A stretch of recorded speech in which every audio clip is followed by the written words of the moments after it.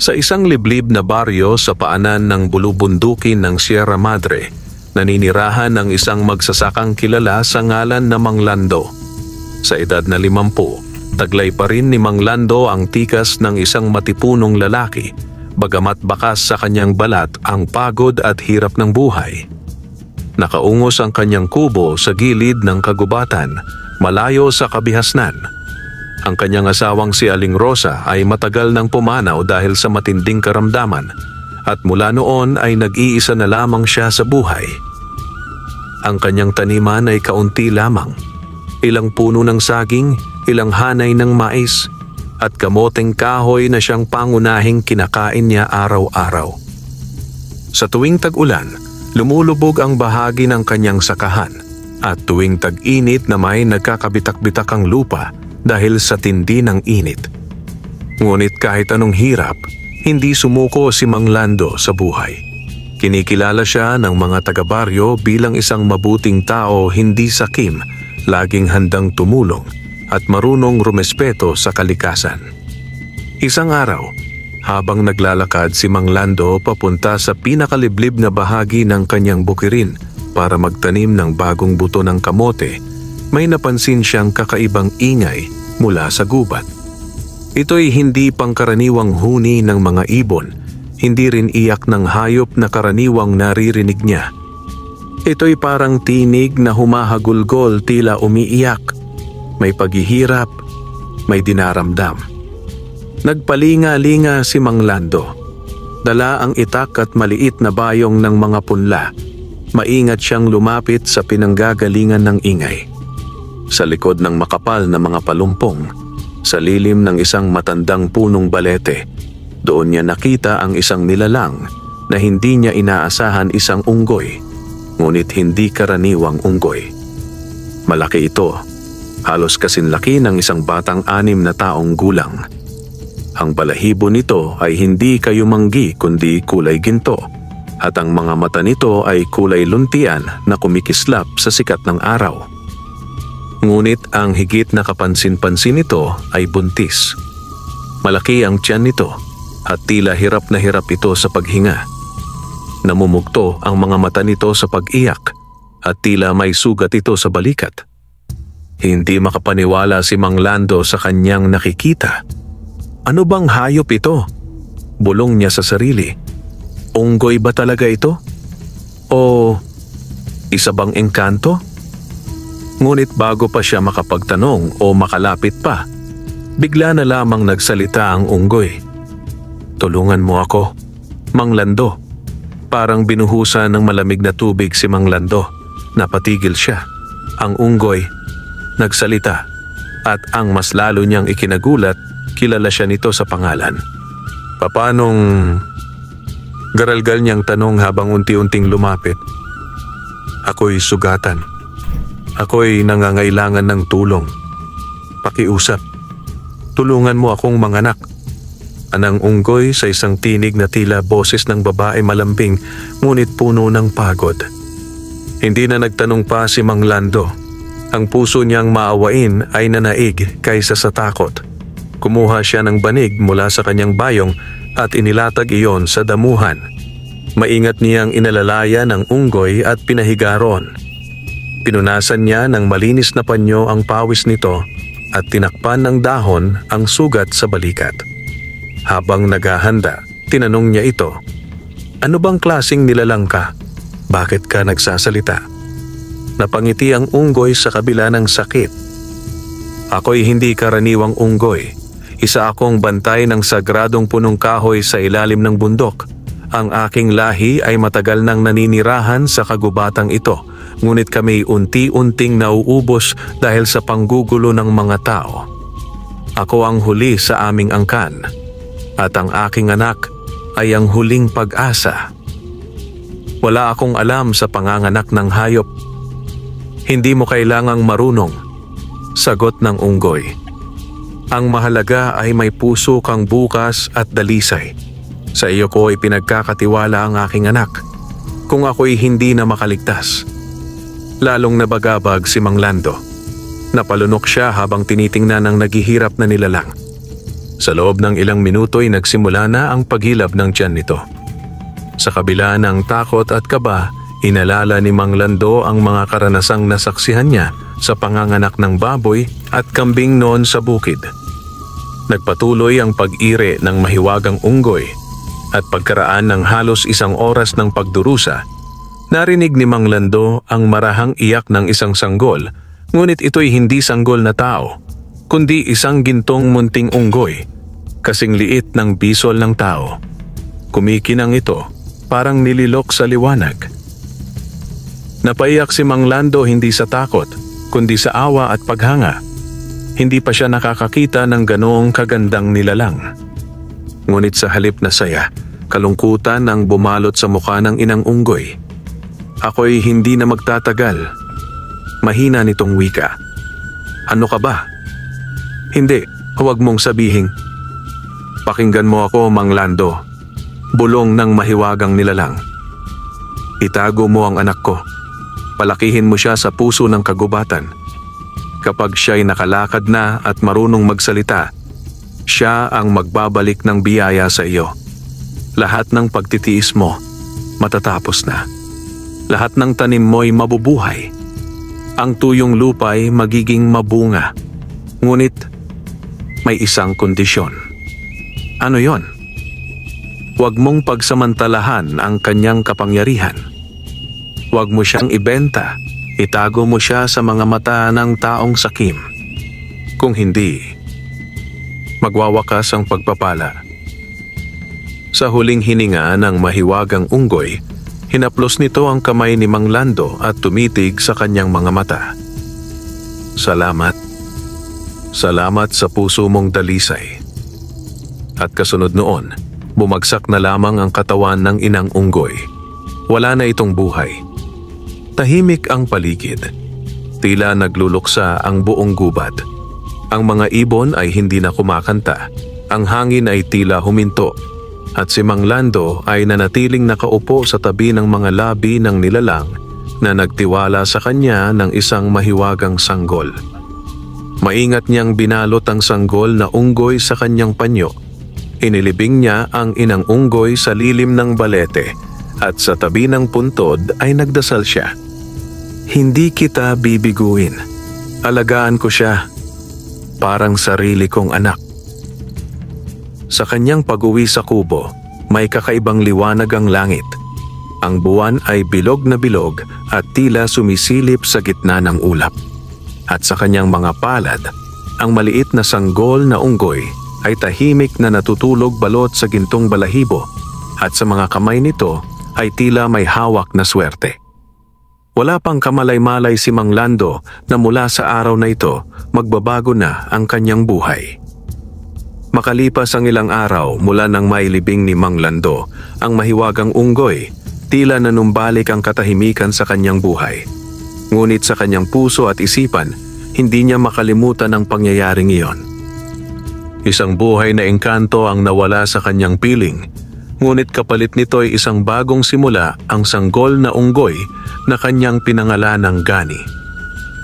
Gani, mula sa salitang ginto, ani Mang Lando, habang nililinis ang maliit na duyan na gawa sa dahon ng niyog at balinghoy. Baka nga ikaw ang maging ginto ng buhay ko. Tila nakangiti si Gani sa bawat salitang ibinubulong ni Mang Lando. Kahit ilang araw pa lamang mula nang ipanganak ito, napapansin na niyang mabilis itong lumaki, mas mabilis kaysa sa karaniwang hayop. Sa loob ng 1 linggo, natutong gumapang si Gani. Sa 2 linggo, nakatayo na ito at nakakalakad ng paika-ika. At sa 3 linggo, nagsimula na itong magsalita ng iilang salita gaya ng lando, tubig at araw. Diyos ko, ito'y hindi na talaga karaniwang hayop, bulong ni Mang Lando, habang pinagmamasdan ng batang unggoy na may gintong balahibo. Malinaw na luntian ang mga mata at parang may kakaibang liwanag ang bawat galaw. Sa kanyang bukirin, may napapansin na ring pagbabago si Mang Lando.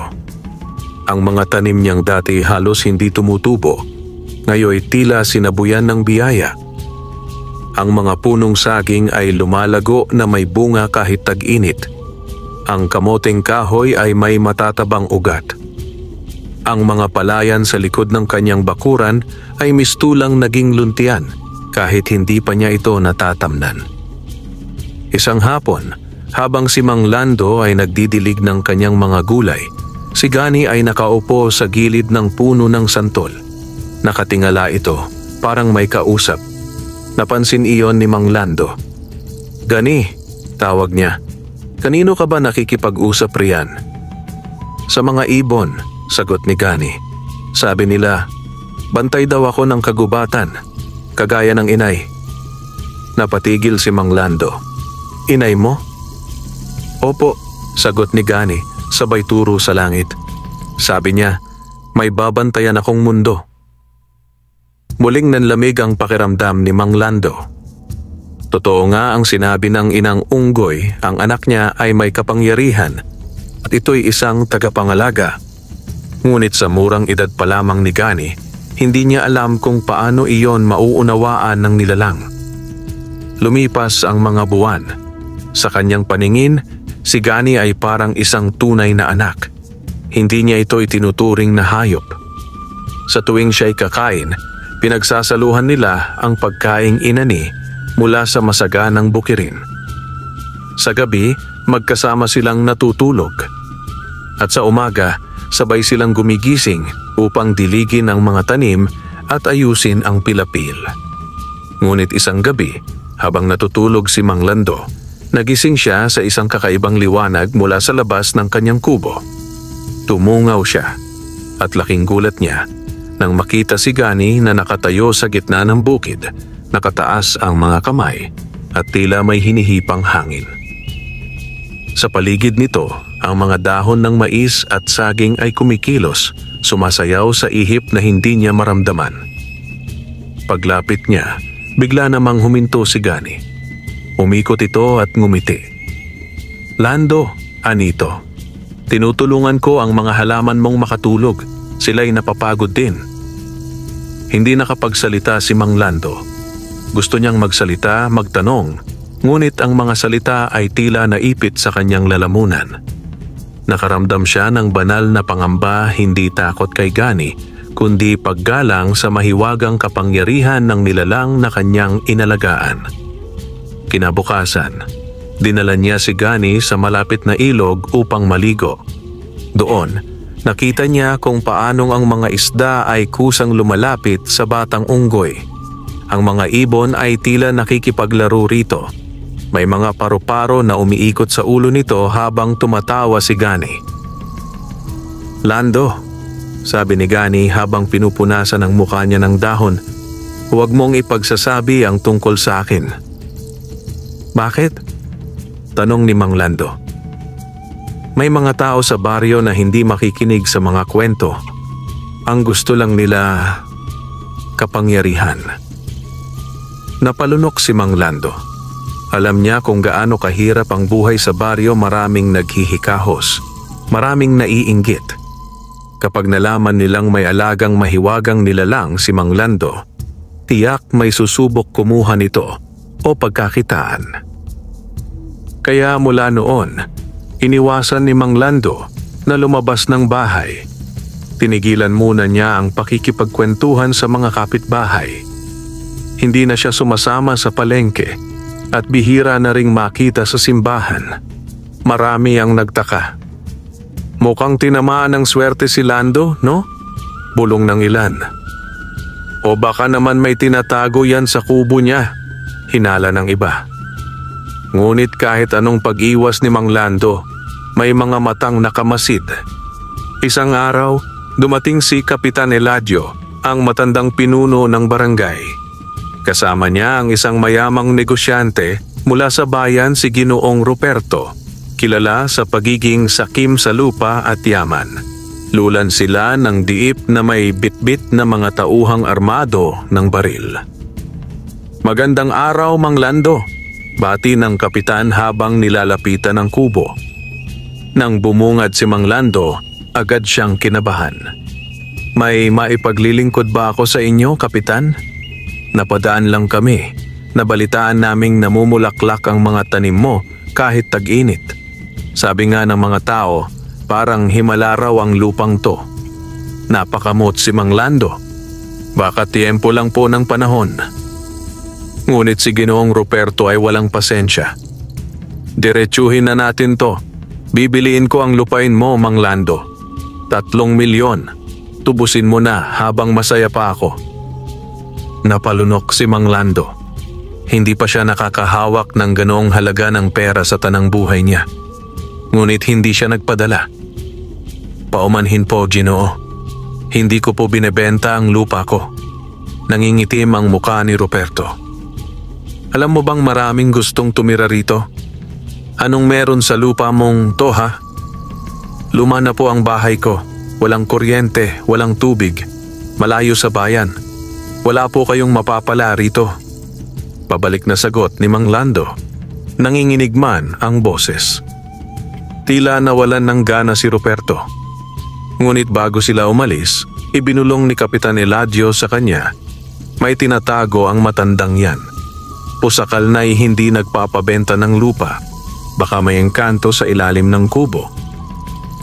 Hindi alam ni Mang Lando na mula sa araw na iyon, pinag-iinteresan na siya ng mga ganid na tao.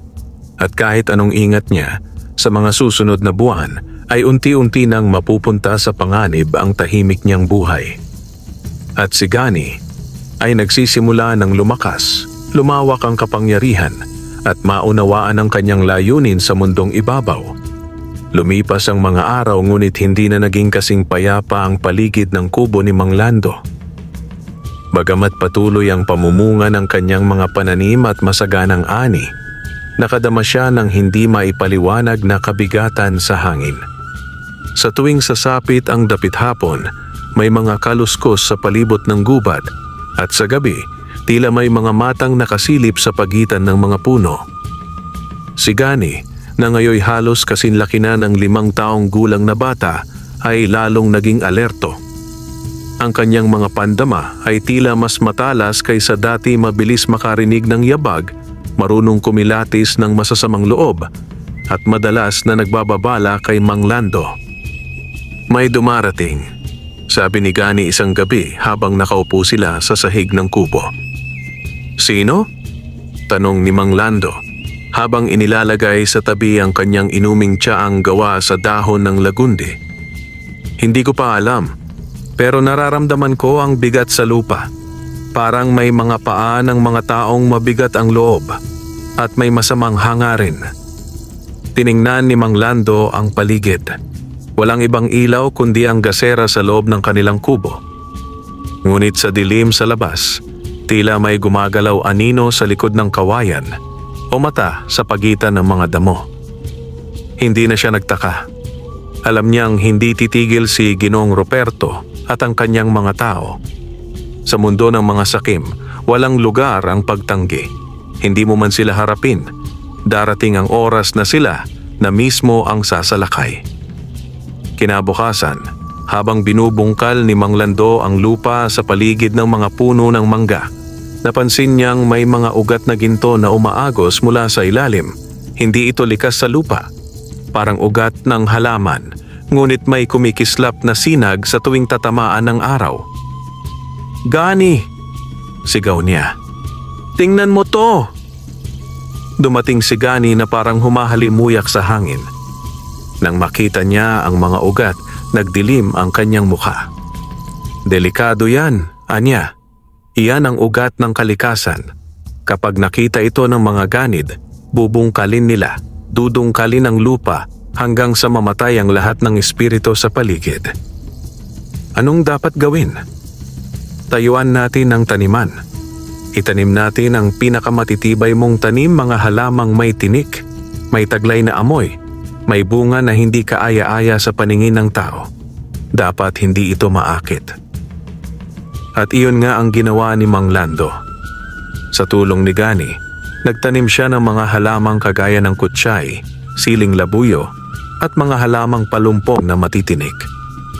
Lumikha sila ng isang parang buhol ng kagubatan sa ibabaw ng mga ugat ng ginto upang ito'y hindi mapansin. Ngunit sa gabi ring iyon, sa gitna ng katahimikan ng buwan, may dumating.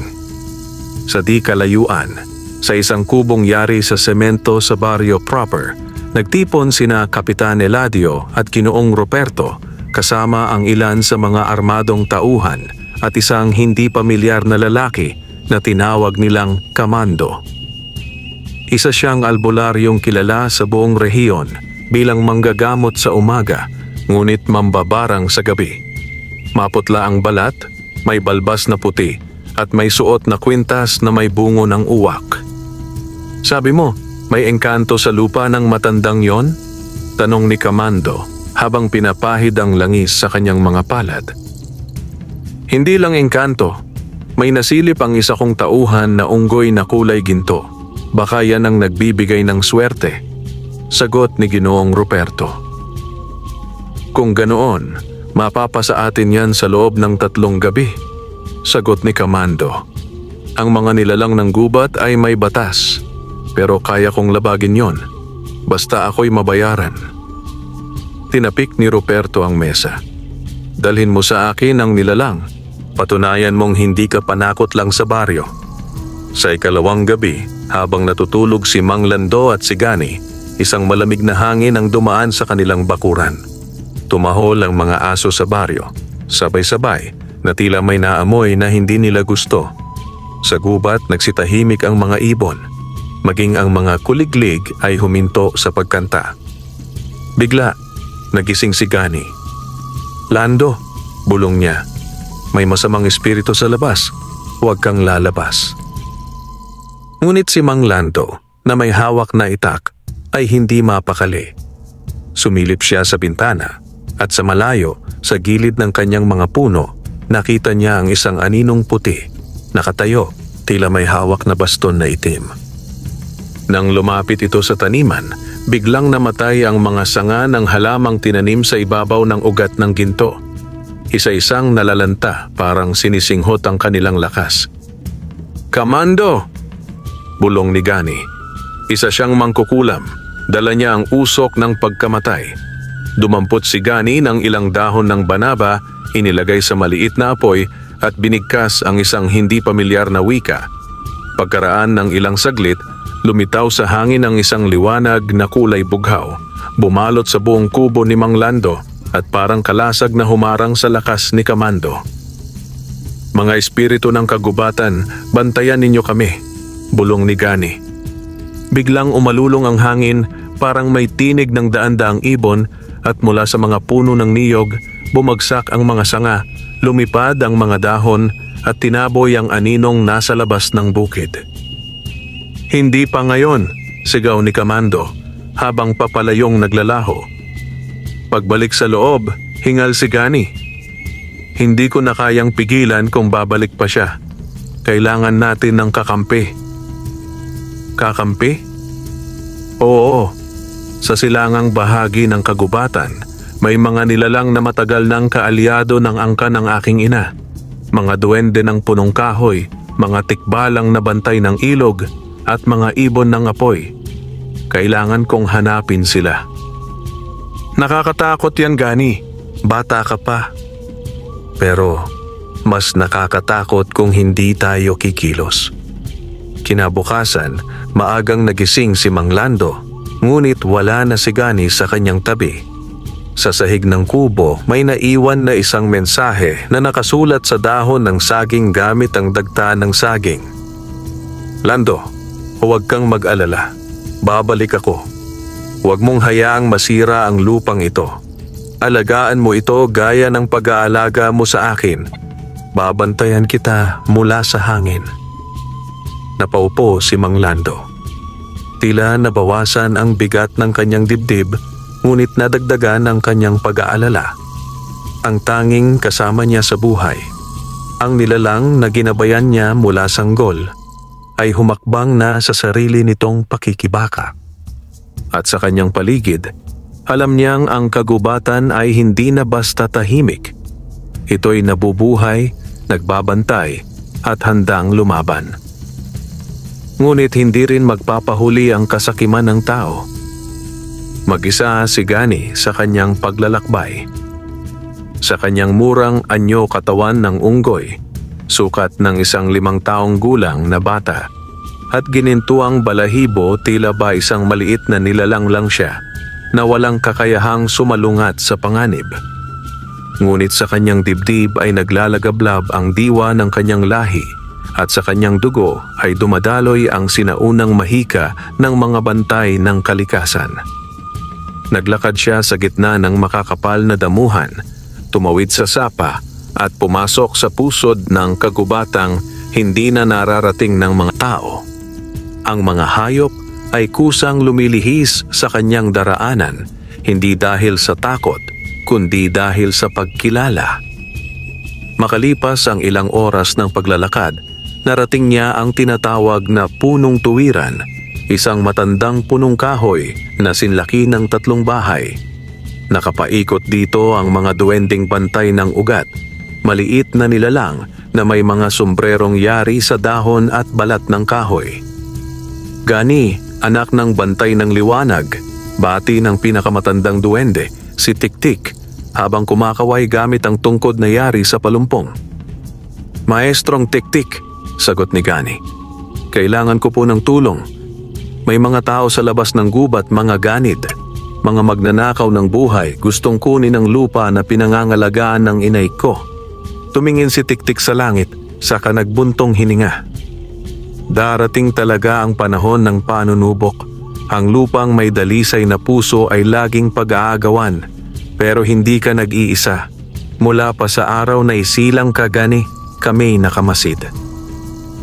Sa isang iglap, may lumitaw mula sa anino ng mga puno isang tikbalang na matangkad, makisig at may matang gaya ng sinag ng buwan. Siya Silakan Buntal, bantay ng ilog itim. "Kung ikaw ang tagapagmana ng ginintuang lahi ng mga bantay, kami sasama sa laban," sabi nito. "Hindi natin hahayaang muling pumatay ang kasakiman." Naglabasan pa ang ilan pang nilalang mga ibon na may apoy sa pakpak, mga ahas na nagsasalita sa gabi, at isang dambuhalang paniki na alagad ng hangin. Tumango si Gani. "Sa ngalan ng inay ko at ng lupang pinagmulan ko, handa akong ipaglaban ang tahanan." Samantala, sa baryo, hindi na nagkasya si Ginoong Ruperto sa pakikipag-usap. Gabi-gabi ay pinupulong niya ang mga tauhan niyang armado. May mga kinumbinsi siyang taga-barangay kapalit ng pera, sakop ng takot o banta. "Kukunin natin ang lupain ng matandang yon sa loob ng 1 linggo, wika niya. "May pirma na ako galing kay Kapitan Eladio. Ipinapalis siya kunwari di bayad na buwis kahit alam nating ilegal lahat. At sa gabi ng paglikas niya, sisimulan na natin ang pagbakbak sa lupa. Uumpisahan natin sa ugat." Sa isang lihim na kwarto, pinag-aaralan nila ang larawan ng lupa ni Mang Lando, mga sketch ng pagkakatanim at mismong mga palatandaan ng ugat ng ginto. Kasama sa plano si Kamando, ang mambabarang. May dala siyang anting-anting, langis na galing daw sa dugo ng itim na ahas, at dasal na kayang umalipin ng espiritu ng punong kahoy. Ngunit hindi nila alam, may mga espiritu na ng gubat ang nakikinig sa bawat usap nila sa anyo ng mga gamo-gamo, kulisap at mga ibong patagong nakasiksik sa mga bintana. Sa sumunod na gabi, bumalik si Gani sa kubo ni Mang Lando, ngunit hindi na siya mag-isa. Kasama niya ang maraming nilalang na dati kwento lang sa matatanda. Niyakap siya ni Mang Lando. "Diyos ko, akala ko hindi ka nababalik. Hindi na sapat ang pagtatago. Kailangan nating harapin ang darating." Inipon nila ang lakas ng lupa. Sa patubig, itinira nila ang mga ahas ng lason. Sa mga puno, nanirahan ang mga ibon ng apoy. Sa paligid ng kubo, naghukay ang mga duwende upang itago ang mga ugat ng sagradong kahoy. Naglagay sila ng mga dahong pananggol na kayang bumalot ng mahika. At sa gitna ng gabi, habang natutulog si Mang Lando, kinausap ni Gani ang espiritu ng kanyang ina. Sa kanyang panalangin, bumulong ang tinig. Ang lupa ay hindi para sa mga sakim, anak. Ngunit ang dangal ay kailangang ipaglaban. Sa mismong umaga ng ika-5 araw, dumating ang sulat ng pagpapalis kay Mang Lando. Ipinirma ni Kapitan Eladio peke ang mga dokumento. Sinabayan pa ito ng pulis na nakasibilyan, ngunit halatang bayaran. Wala po akong utang, mariing sagot ni Mang Lando. May resibo ako ng lupa at binabayaran ko ang amilyar kada taon. Ngunit hindi siya pinakinggan. Sumunod ka na lang, Tay. Ayaw naming gamitan ng puwersa. Pinagmamasdan lamang ito ni Gani mula sa loob ng kubo. Nakabigkis ang kanyang mga kamay at sa mata niya ay tila may bagyong pinipigil. Hindi ngayon, bulong niya. Hindi pa ngayon. Hintayin natin ang gabi. Sumapit ang ika-6 na gabi-gabi ng bagong buwan. Walang bituin, walang buwan, at tila huminto ang ihip ng hangin. Sa kabila ng katahimikan ng baryo, sa ilalim nito ay may isang lihim na plano ang unti-unting isinasakatuparan. Mula sa kabilang bahagi ng ilog, dahan-dahang dumating ang 6 na lalaki na nakaitim, may dalang baril, itak at mga pala. Sila ang mga tauhan ni Ginoong Ruperto, pinamumunuan ng isang lalaking may pulang bandana sa ulo si Turo, dating sundalo, ngayon ay tauhan ng pera. Kasama nila si Kamando, ang mambabarang, nakasuot ng itim na barong, may bitbit na palayok at baston na may ukit ng ahas. Tahimik silang lumusot sa bakod ng mga halamang tinik sa bukid ni Mang Lando. Huwag niyong gagalawin ang bahay. Diretso tayo sa ugat ng ginto, utos ni Kamando. Bantayan niyo lang. Ako ang bahala sa mga engkanto rito. Nang maabot nila ang gitna ng bukid, sa mismong lugar kung saan itinanim ni Gani ang mga pananggalang, nagsimulang hukayin ni Turo ang lupa gamit ang pala. Mabilis ang hukay, tila alam na ang eksaktong lokasyon. Halos 1 dipa pa lang ang lalim, bigla nilang amo ang parang asupre masangsang, mabigat, nanunuot sa ilong. Anong amoy yon? Tanong ng isang tauhan. Hindi na nakasagot si Kamando dahil mula sa hukay ay biglang lumabas ang usok na kulay luntian at sa gitna ng usok ay lumutang ang isang itim na kalansay ng ahas. Kumikislap ang mga mata ng pulang baga. Ang mga diwa ng lupa ay hindi inaangkin, bulong ng hangin, tila boses ng daan-daang espiritu. Biglang napaatras ang mga tauhan, tumindig ang kanilang balahibo, ngunit si Kamando ay ngumiti. Pagod na ang mga espiritu, patay na ang lahi ng mga bantay, aniya. Kumuha siya ng langis mula sa kanyang palayok at ibinuhos sa hukay. Ngunit bago niya maipukol ang apoy, dumating si Gani. Hindi na bata ang itsura ni Gani.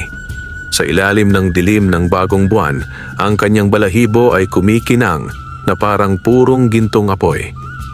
Ang kanyang mata ay mala emerald at sa kanyang likuran ay lumitaw ang liwanag na anyo ng kanyang ina, isang higanting anino ng unggoy na may pakpak na yari sa dahon ng balete. Kamando, aniya sa tinig na hindi na boses ng bata, kundi ng sinaunang nilalang. Hindi mo alam ang binubungkal mo.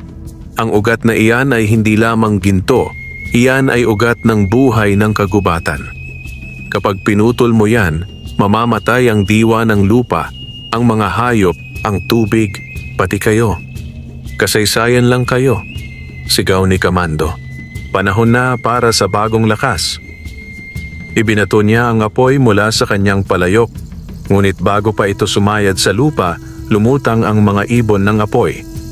Tila meteorong sumulpot mula sa kawalan, bumagsak sa gitna ng hukay at sumabog sa liwanag na bughaw. Isa-isang nagtatakbo ang mga tauhan. Si Turo ay napahiga sa lupa, umiiyak sa takot. Ang ilan ay sumemplang sa sapa at nadulas sa putik. Si Kamando ay itinapon ng hangin na parabang dinagit ng di nakikitang kamay. At si Gani lumutang sa ere, inikot ang kanyang kamay at mula sa paligid ay nagsilabasan ng mga duwende ahas, ibon at mga punong may mata. Sa ngalan ng likas na batas ng kalikasan, pinalalayas namin kayo. Pagkatapos ng ilang minutong kaguluhan, muling tumahimik ang paligid. Nahubad ang kapangyarihan ni Kamando, ang kanyang mga anting-anting ay nabasag. Ang kanyang palayok ay natunaw sa init ng liwanag ni Gani. Umakyat siya sa gulod na sugatan. Nililingon ang mga kasama, galit at takot ang halong emosyon sa kanyang mukha. Hindi ito tapos. Bulong niya habang naglalaho sa dilim. Si Gani, bagaman matatag, ay napaluhod sa pagod. Tumakbo si Mang Lando papunta sa kanya at niyakap siya. Anak, kaya mo pa ba? Tumango si Gani. Hindi tayo nag-iisa, Lando. Pero hindi pa ito ang huli. Uurong sila pero babalik ng mas malakas. Tumingin siya sa direksyon ng baryo at tila ba nakita niya na sa likod ng kadiliman ay may mas malaking banta pa. Kinabukasan, kumalat ang balita. Ang mga tauhan ni Ginoong Ruperto ay sugatan, takot at tahimik na bumalik sa bayan. Si Turo ay hindi na nagsalita mula noon. Si Kamando ay pinaghahanap dahil sa pagkasunog ng ilang bahagi ng kagubatan sa ibang barangay. At si Ginoong Ruperto ay hindi na muling nakita. Ngunit sa baryo, maraming mga residente ang napaisip. May diwa ang kagubatan, sabi ng isang matanda. Baka nga totoo ang mga engkanto, bulong ng isa. At si Mang Lando? Tahimik siyang bumalik sa pagtatanim kasama si Gani. Ngunit ngayon, sa bawat tanim na isinusuksok sa lupa, may kasamang panalangin. Para sa kagubatan, para sa diwa ng lupa, para sa batang niligtas ko noon. Bagamat natalo at napahiya sa unang paglusob, si Ginoong Ruperto ay hindi pa rin sumuko. Ilang linggo siyang hindi nakita sa baryo, ngunit sa katunayan, siya ay nagtungo sa Maynila at doon niya humingi ng tulong sa kanyang mga kakilalang negosyante at abogado. Hindi sapat ang mga tauhan natin sa bundok, ani Ruperto habang nakaupo sa isang mamahaling restaurant. Kailangan nating gapiin ang engkantong yon gamit ang batas, makinarya at pondo. Bibili tayo ng lakas. Kasama niya sa pagpupulong ang dalawang banyagang negosyante sina Mr. Blake, isang Amerikanong may minahan sa Zambales, at si Chen Hua, isang negosyanteng Chino na kilala sa pagsasandok ng likas yaman gamit ang environmental clearance na nabibili. Bitbit nila ang isang grupo ng inarkilang inhinyero, surveyor at bulag na media team. Gawin natin itong eco-mining project, ani Mr. Blake. Gagamitin natin ang pangalan ng Green Development. Kapag may humadlang legal case, kapag may lumaban propaganda, lahat ng balakid kayang takpan ng salapi, ani Chen Hua habang umiinom ng tsaa. Nagkaisa silang magpadala ng isang buong team ng bulldozer, drilling machine, drone at mga bayarang sundalo sa ngalan ng pag-unlad. Samantala, sa kubo ni Mang Lando, muling namuhay sa katahimikan ng bukid.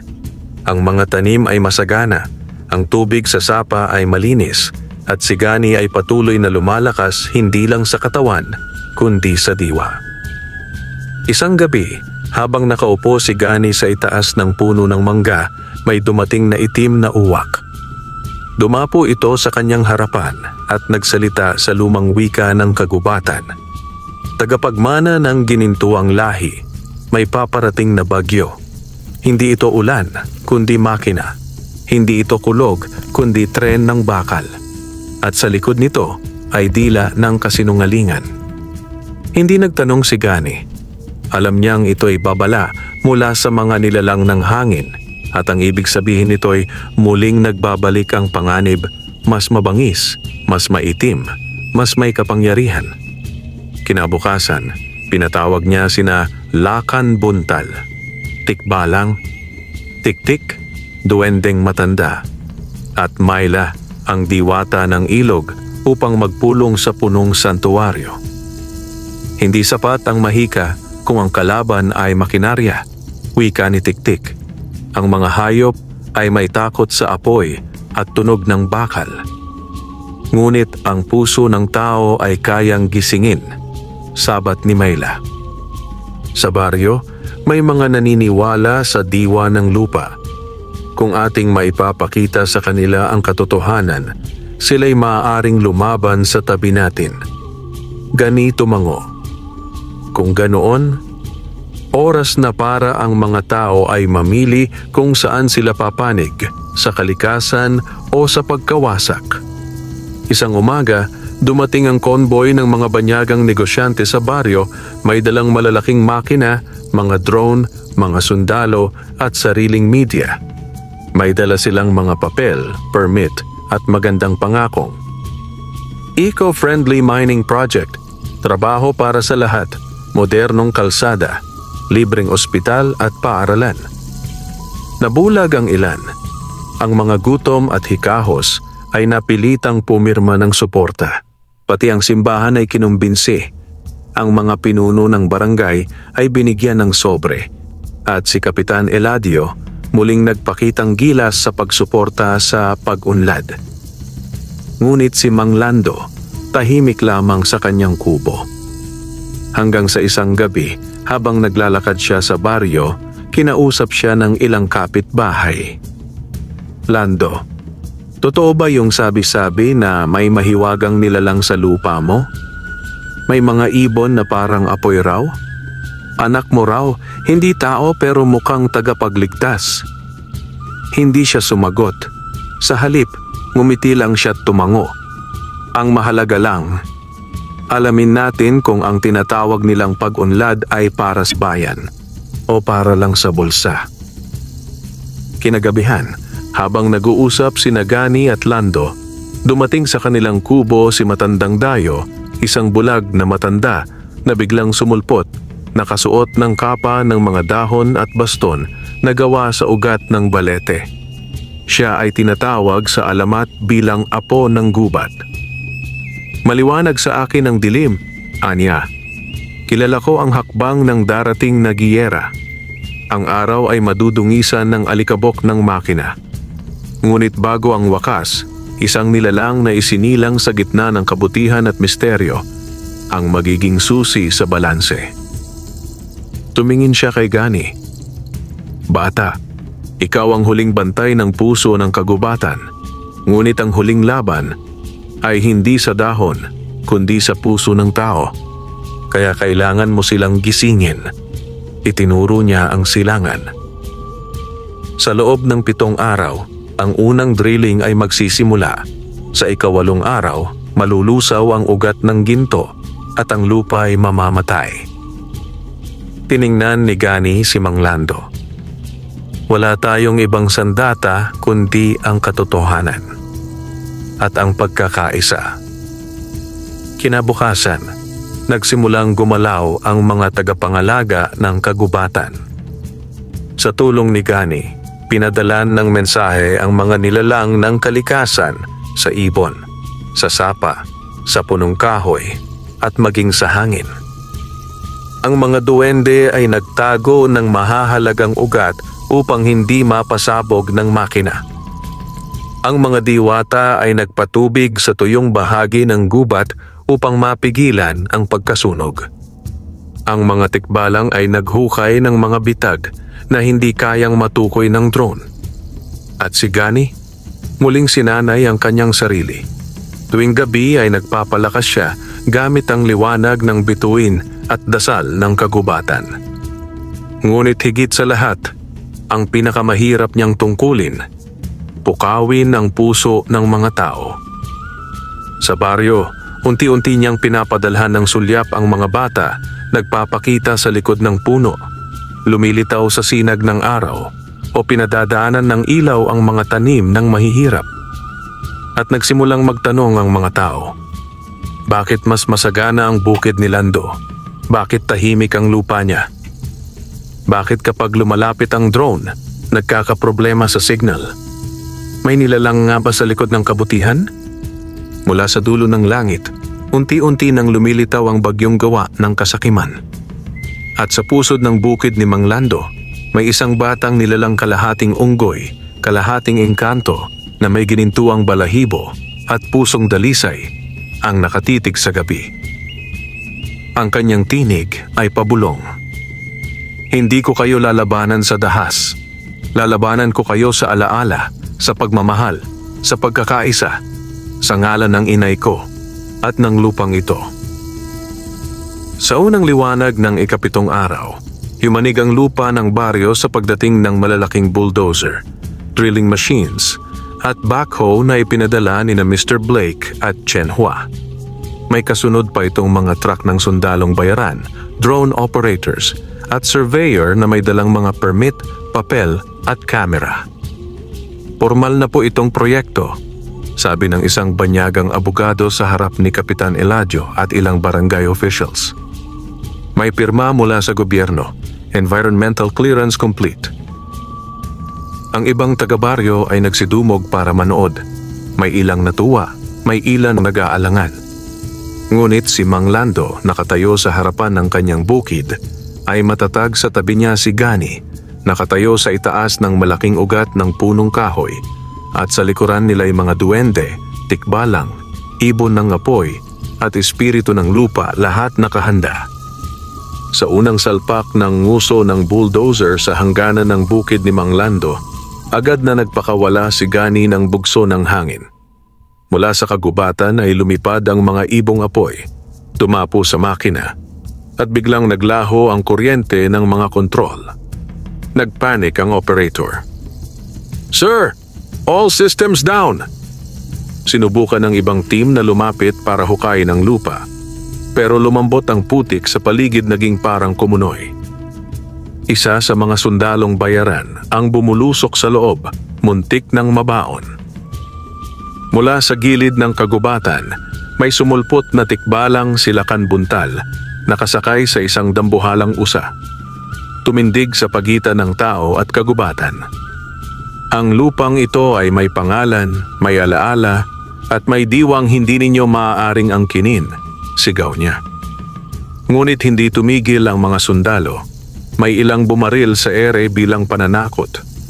Sa puntong iyon, si Gani ay tumalon mula sa taas, at sa kanyang pagsayad sa lupa, kumulog kahit walang ulan. Mula sa ilalim ng kanyang mga paa, sumabog ang liwanag berdeng apoy na gumuhit sa lupa, lumikha ng pananggalang na hindi madaanan ng makina. Hindi kami lalaban sa inyo bilang hayop. Lalaban kami bilang bantay ng kalikasan. Sa baryo, nanonood si Aling Pina, isang tindera na dati naniwala sa proyekto. Nang marinig niya ang alingaw-ngaw ng putok, nakaramdam siya ng panlalamig. Tumakbo siya palapit sa ibang kapitbahay. Hindi ba't sinabi nilang eco-friendly? Bakit may baril? Maging si Kaberting, dating sundalo at ngayon ay barangay tanod, ay nagduda. Pag ginamitan mo ng puwersa ang kalikasan, hindi na yan proyekto, kundi pananakop. Isang grupo ng kabataan ang nagsimula ng livestream. Nagtrending ang tag number Gubat ng Buhay. Isang batang babae ang sumigaw sa kamera. Ito ang bukid na binubuhay ng isang matandang magsasaka at nilalang na engkanto. Hindi sila nang-aabala bakit sila pinapaalis. Ang tanong ay tumagos sa puso ng maraming taga-baryo. Ngunit dumating ang mas malakas na makina mula sa likod, isang rotary drill, kayang butasin ang matigas na bato.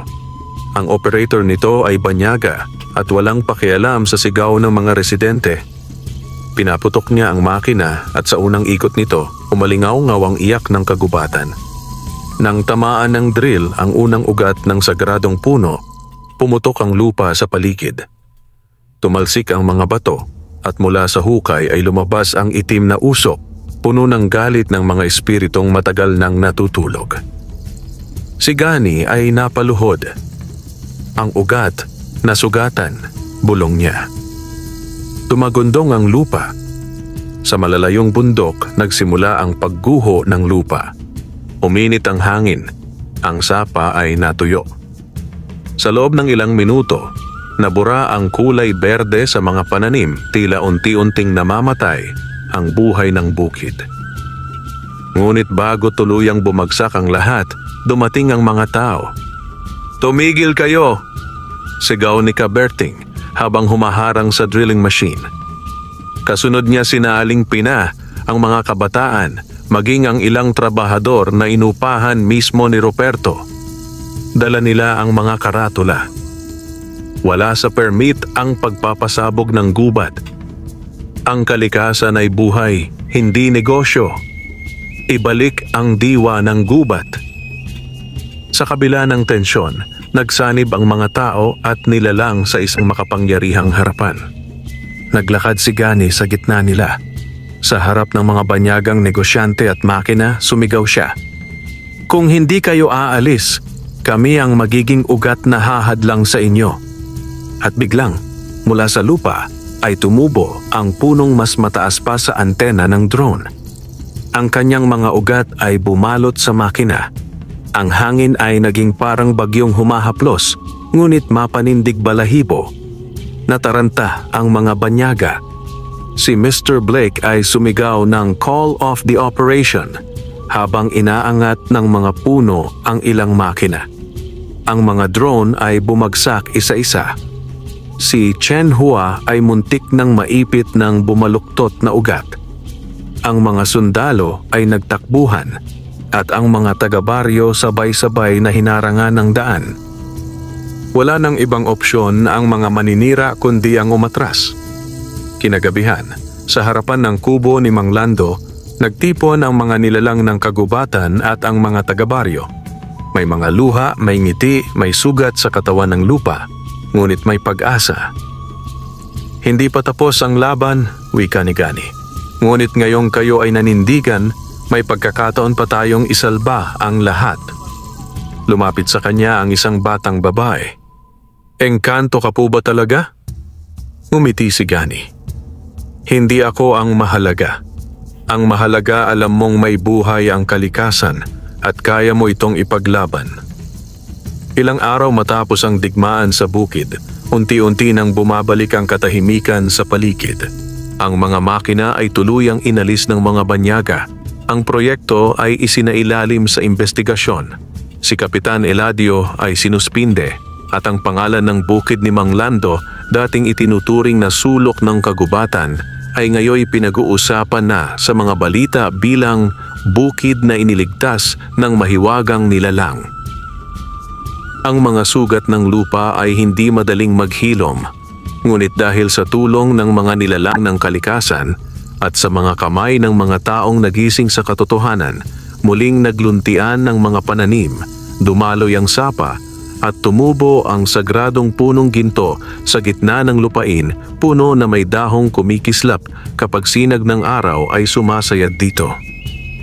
Isang gabi habang maliwanag ang buwan, naramdaman ni Gani ang paninikip ng kanyang tiyan. Siya ay nakaupo sa ilalim ng sagradong puno habang binabantayan siya ni Mang Lando. Humigpit ang kanyang hinga. "Inay, ito na!" bulong ni Gani. Lumabas mula sa kanyang sinapupunan ang isang sanggol maliit. Balahibong gintong parang sinag ng araw. May mata na kulay tsokolate gaya ng lupa at may buntot ng unggoy. Ngunit nang ito'y humikbi, tumigil ang hangin at mula sa kanyang bibig ay lumabas ang liwanag na kulay esmeralda. Isang bagong tagapangalaga, anitiktik na duwende, dumating kasama ng ibang espiritu. Ang sanggol ay pinangalanan ni Gani ng Liway, sa gisag ng bagong yugto ng pagkakaisa ng tao, kalikasan at engkanto. Ilang araw pa ang lumipas. Sa ilalim ng punong ginintuang buhay, muling nagtipon ng mga tagapangalaga si Gani, Lakan Buntal, Myla at Tiktik. Ngunit sa puso ni Gani, may ramdam siyang tahimik na pagtawag. Isang huni ng kanyang lahi, malayo ngunit mariin. "Panahon na," wika ni Gani kay Mang Lando habang kinarga si Liway. "Panahon na para ibalik ko ang aking lahi sa pusod ng kagubatan. Pero hindi ako umaalis para magtago, kundi para ipasa ang apoy." Sa iyo ko iniiwan ng sanggol, Mang Lando. Hindi lang siya anak ng gubat, anak mo na rin siya. Palakihin mo siyang may puso para sa lupa. Napaluha si Mang Lando. ngunit sa kanyang mata may liwanag na tinanggap ang tungkulin. Hinagkan niya si Gani sa noo. Mahal na mahal kita, anak. Kahit kailan, kahit sino ka pa, pamilya tayo. Muling lumalim ang kagubatan. Nawala si Gani sa paningin ng tao, ngunit hindi siya nakalimutan. Si Mang Lando ay lumaki pang muli ang kanyang ani. Ang kanyang bukid ay ginawang modelo ng likaskayang pagsasaka. Maraming dumadalaw, nag-aaral at tumutulong. Ang baryo ay lumaya sa gutom at takot. Hindi na sila umaasa sa mga dayuhan sa halip. Pinaniniwalaan na nila ang diwa ng sarili nilang lupa. At si Liway, habang lumalaki, ay nagpapakita ng kakaibang talino, marunong makipag-usap sa hayop, kayang pagalingin ang may sakit sa pamamagitan ng haplos, at may mata na nakikita ang nakaraan ng isang puno. Minsan, habang pinapasyal siya ni Mang Lando, tinuro ng bata ang isang puno. "Lolo," anya, "dito po nagpahinga si Gani bago siya umalis. Sabi niya, babalik siya kapag handa na ako." Ngumiti si Mang Lando. "Oo, anak. At darating ang panahon. Ikaw na ang magiging bantay." Sa dulo ng kwento, ang kagubatan ay hindi na tahimik na tagamasid. Isa na itong buhay na kasamang nagpapatibay ng pamayanan. At sa puso ng bawat mamamayan, bata man o matanda, ay may nakaukit na aral. Ang lupa ay hindi basta pag-aari, ito'y tahanan. Ang kalikasan ay hindi tahimik, ito'y may damdamin. At ang pinakamahiwagang nilalang ay ang taong marunong magmahal sa mundong kanyang kinagisnan. Minsan, kung mapapadaan ka sa isang baryo sa gilid ng kagubatan, maririnig mo ang huni ng mga ibong apoy. Minsan, makikita mong parang kumakaway ang punong ginintuan. At kung ikaw ay mapalad, masisilayan mo ang isang batang may ginintuang balahibo, nakaupo sa ilalim ng puno, kumakain ng saging habang nakikipag-usap sa mga paru-paro. At baka lang, anak siya ng mahiwagang unggoy na minsang iniligtas ang mundo ng mga tao mula sa kasakiman. Wakas,